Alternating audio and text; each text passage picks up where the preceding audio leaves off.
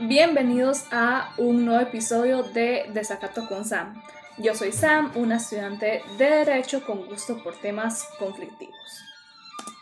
Hoy quiero hablar de cómo perdimos de vista uno de los mensajes más importantes que nos dejó George Orwell en su libro Rebelión en la Granja. Quiero contarles una pequeña anécdota.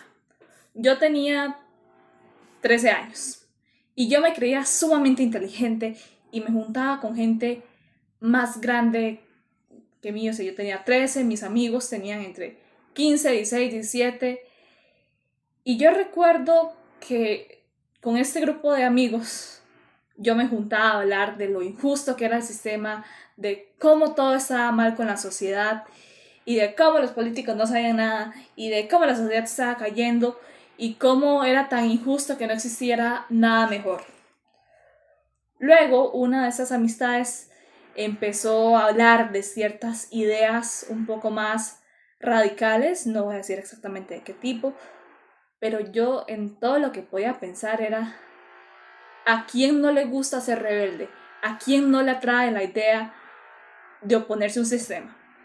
No pasó mucho tiempo antes de que yo llegara a la casa con mis grandes ideas, con ese montón de libros diciendo a mi papá, vea, esta es la solución para el futuro, todo está mal, todo está mal.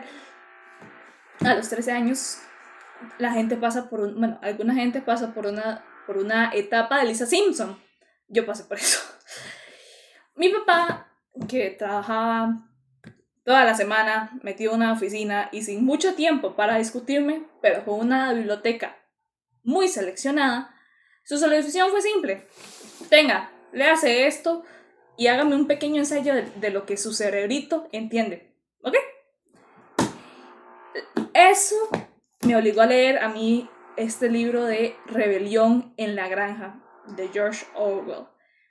El único efecto que tuvo en ese momento fue cerrarme la boca y decir, bueno, yo estas cosas no puedo hablar con mi papá porque claramente mi papá es un anticuado a los 13 años. Ya tiempo después me encontré ese libro mientras que saqueaba el closet de las impurezas de la vida y me encontré ese libro otra vez. Faltaba un mes para las elecciones políticas de mi país. Era la primera vez que votaba. Y, el golpe en la cara que me dio ese libro cuando lo releí fue una cosa chef kiss. Y hoy justamente quiero hablar de eso.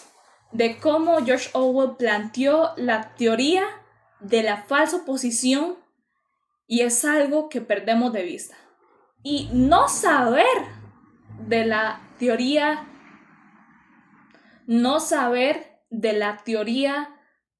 de la falsa oposición nos está jodiendo la existencia a todos por igual.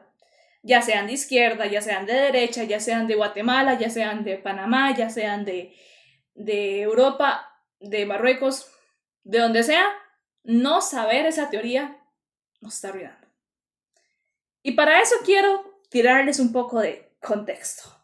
Primero que todo hay que saber quién era Orwell. Orwell fue un escritor que presenció el inicio de la Unión Soviética, de cómo el pueblo, después de derrotar a la aristocracia, propusieron el sistema comunista, de que todo es para el pueblo, y cómo al principio todos iban a ser felices y comían perdices. Pues bien, eso no fue lo que pasó. Y por ese libro, Rebelión en la Granja, corríjanme si me equivoco, pero yo creo que a Orwell hasta lo exiliaron. Y al día de hoy sigue siendo un libro bastante polémico. ¿Qué es la falsa oposición? Para entenderlo, hay que volver a la granja de Orwell. Él nos presenta un escenario que incluso en el siglo XXI es bastante familiar. Un pueblo, los animales, viviendo bajo la bota opresiva de un gobernante. En este caso, en el libro, el granjero Jones, quien los explota y los engorda solamente para usarlos y para luego matarlos. De repente surge un líder astuto, el viejo cerdo mayor, y luego Snowball y Napoleón, que exponen la verdad y proponen una utopía. Saquemos al granjero, tomemos el control y hagamos una granja para los animales. Sin explotación. Los animales se confían, se rebelan y vencen a los granjeros, los logran sacar. Pero luego los cerdos toman el poder y lo que se conocía como realidad se transforma.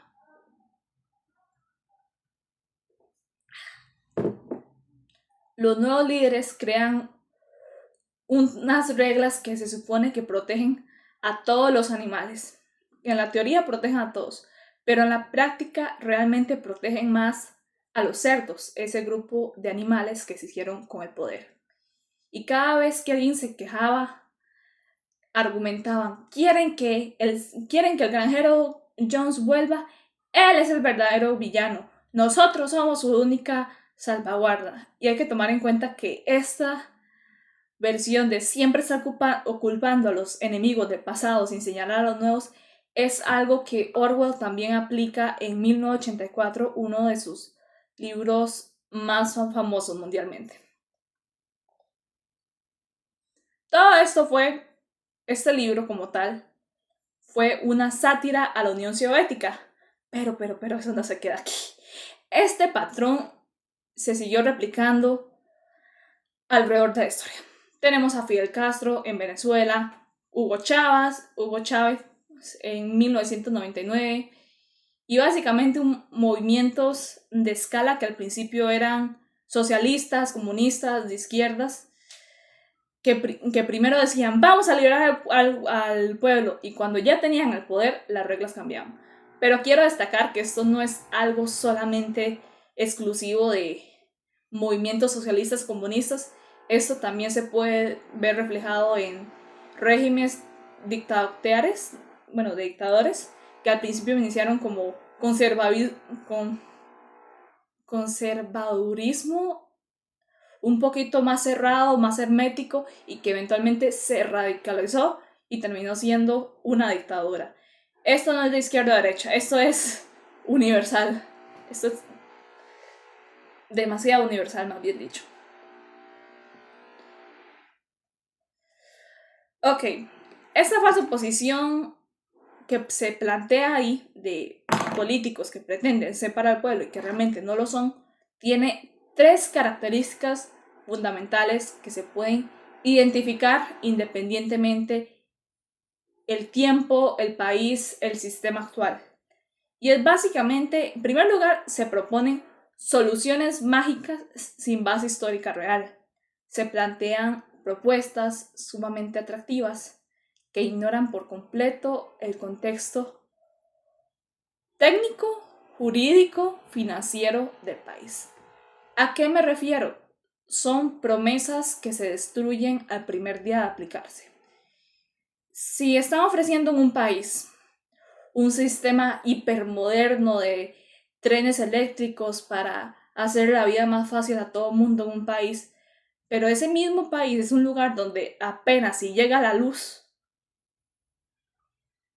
realmente sí suena muy esperanzador, pero no es algo realista. También hay cierto de la partida de inicio, hay parches de corto plazo, impunidad de la raíz. Básicamente se resuelve un problema superficial, yo qué sé, démosle subsidios y casas a toda la gente pobre para que no sean pobres y tengan donde vivir, pero eso no resuelve la pobreza. Esas personas de igual manera necesitan una fuente de ingreso y no se ha resuelto realmente el problema de pobreza en el país. Eso es un poco falso. También tenemos un hipermodernismo.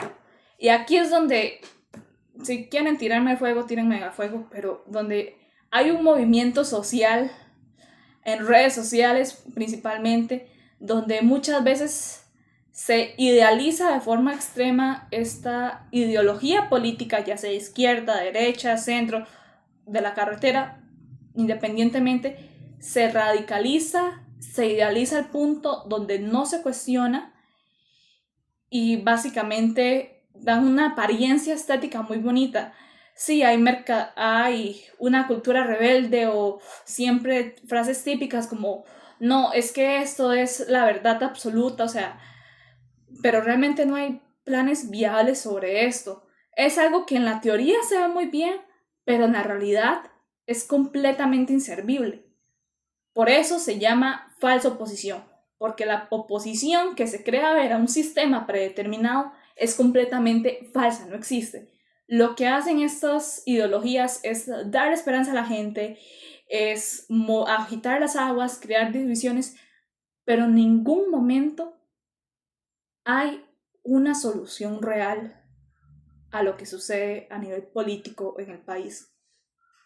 En Costa Rica esto se vio como bipartidismo durante muchos años, que el poder era unos, que el poder era de otros, que estos prometían ser mejores que estos y que estos mejores que aquellos, cuando en realidad eran agua del mismo charco, eran dos cabezas del mismo monstruo, que lo único que cambiaba era el tipo de foco que se le daba a la política o a la problemática social o económica del país, donde también son movimientos políticos que cubren muy poco.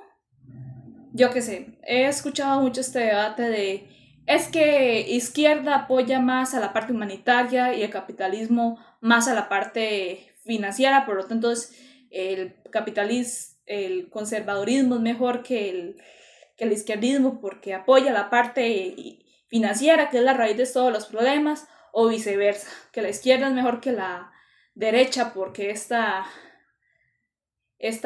nos da más derechos humanos, de manera en que se individualiza tanto las ideas y la política, donde se separan una de las otras, cuando se supone que en realidad tienen que ir unidas.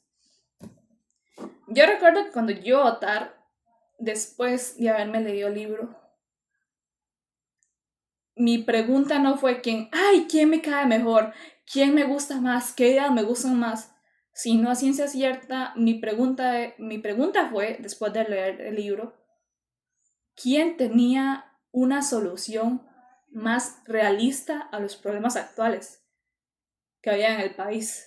¿Qué planes eran más viables en la realidad de ahora?